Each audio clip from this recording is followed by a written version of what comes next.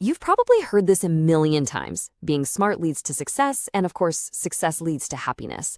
But what if that's not really the whole story? Today, we're going to dig into something called the intellectual paradox of joy. I mean, it seems like it should, right? Having a high IQ feels like it should be a golden ticket to a happy life.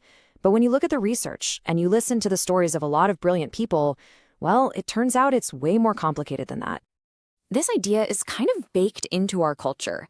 It's this straightforward belief that if you're smart, you're going to do great things, and those great things will just naturally make you happy and fulfilled. It's a nice, simple formula. But this is where the paradox really hits you. The expectation is that intelligence is a one-way street to satisfaction.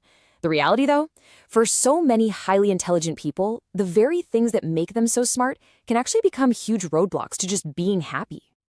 So what's going on here? Why does this even happen? Well, a huge piece of the puzzle is something called the goal-oriented trap, and it's a way of thinking that is incredibly common among high achievers. At the heart of this trap is what's known as a forward-focused mindset. Basically, instead of finding joy in what's happening right now, your happiness is always pinned to some future event. It becomes this moving target that's always tied to the next big promotion, the next degree, the next big win. And this creates this relentless, unfulfilling cycle. It starts like this. You set a really ambitious goal. Then comes the grind. You work tirelessly to get there. You finally hit your target. And for a second, you feel this amazing rush. But that high, it fades so fast, and almost immediately your brain goes, okay, what's next? And just like that, you're right back at square one. This quote just nails it perfectly. Satisfaction is always just over there, on the horizon, but it's never right here, right now. You're so busy looking ahead that you completely miss the chance to just enjoy where you are. So, what's the long-term result of living your life this way? What happens when you're constantly chasing the next thing?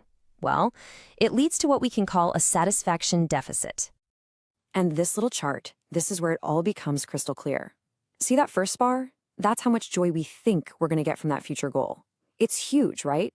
That's our motivation. But then look at the second bar, the actual joy we feel when we get there. It's fine, but it's not what we built it up to be. And the last bar, the really important one, the lasting satisfaction, it's tiny. That difference between our expectation and the reality, that's the joy gap.